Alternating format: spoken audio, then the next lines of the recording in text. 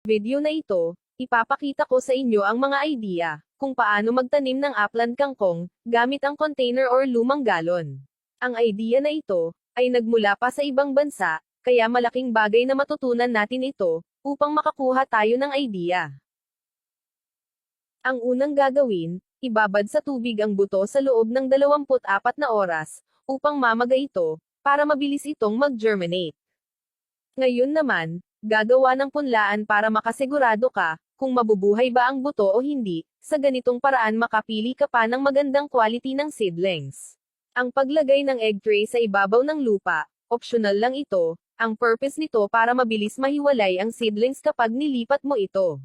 Pantay-pantay ang lupa sa ibabaw ng tray, pagkatapos ng 24 na oras, namagana ang buto at pwede na ito ipunla. Sa bawat butas ng tray, laliman mo ito ng 1 cm, at lagyan mo ito ng 2 hanggang 3 buto. Kung mamatay man yung ibang buto, at least may reserba pa.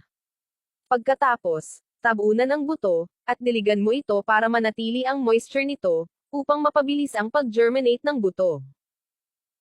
Ang buto ng kangkong, madalas ito mabibili sa Lazada at Shopee. Ang pangalan ng buto, Chinese Upland Kangkong Seeds. Ngayon naman, habang naghihintay sa pagtubo ng seedlings, dahan-dahan na gagawin ang pagtaniman ng kangkong. Gagamit ka lang ng container, pwede bago or pwede rin luma. Ang gagawin sa container, hatiin ito sa gitna, para mas maraming puno na pwedeng itanim, dahil malapad ang area nito. Kailangan nyo lang, lagyan ng butas-butas sa likod nito, upang makadrain ang tubig tuwing kayo ay nagdidilig. Lagyan ng lupa ang container, dapat ang lupa mo dito, ay buhaghag at malambot. Kung wala kayong lupa, pwede naman kayo makabili, sa garden shop, Lazada at Shopee. Pagkatapos ng 7 araw, ganito nakalaki ang seedlings, berde na berde at malusog pa. Sa ganitong edad pwede na ito ilipat sa container, or sa malaking area, at depende sa inyo kung malaki ang lupain mo ay swerte mo, dahil mahal ang kangkong sa merkado. Ang paglipat ng seedling sa container, samahan mo ito ng lupa para hindi maputol ang ugat, at para mabilis lang din itong mabuhay. Ang distansya sa pagtanim ng seedlings, pwede 5 cm, pwede magkalayo, or magkalapit okay lang yan. Dahil ang kangkong mas gusto nila ng dikit-dikit at para pantay-pantay ang paglaki nito.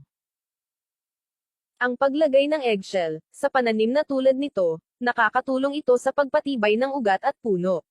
Dahil ang eggshell, tumutulong ito sa pagbaba ng acidity ng lupa, pero kung walang eggshell okay lang yan. Pagkatapos magtanim, kailangan mo itong diligan agad, upang mapabilis ang pagbuhay ng seedlings, at tuloy-tuloy ang pagsigla nito. Dahil upland kangkong ito, ang pagdilig nito, pwede ninyo gawin kada 3 hanggang 4 na araw, at hindi pwede nakababad sa tubig ito. Pagkatapos, ilagay ito sa lugar na madaling masikate ng araw, upang gumaganda ang pagtubo ng kangkong mo.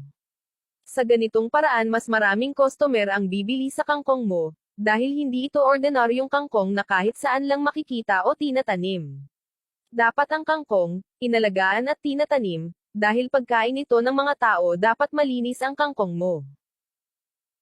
Pagkatapos ng 17 araw, ganito nakalaki at healthy na ito, may isang dangkal na ang haba nito. Ang pagtatanim ng gulay, sa bakuran ng inyong bahay, malaking tulong ito para makatipid tuwing bumibili ka ng gulay. Pagkatapos ng 25 araw, ganito ang hitsura at malaki na ito, berde na berde at malusog pa, at may 2 dangkal na ito, sa ganitong edad pwede na ito ma-harvest. Ang pag-harvest nito kailangan mo lang putulin, at ang putol na puno nito ay tutubo pa ulit, kaya pagkatapos ng 7 hanggang 10 araw mag-harvest ka ulit. Ganyan ang buhay ng kangkong, panay harvest ka lang. Kung gusto mong matutunan ang iba pang mga idea sa pagtatanim ng gulay, huwag kalimutan mag-follow, para updated ka tuwing may bagong upload ako na videos.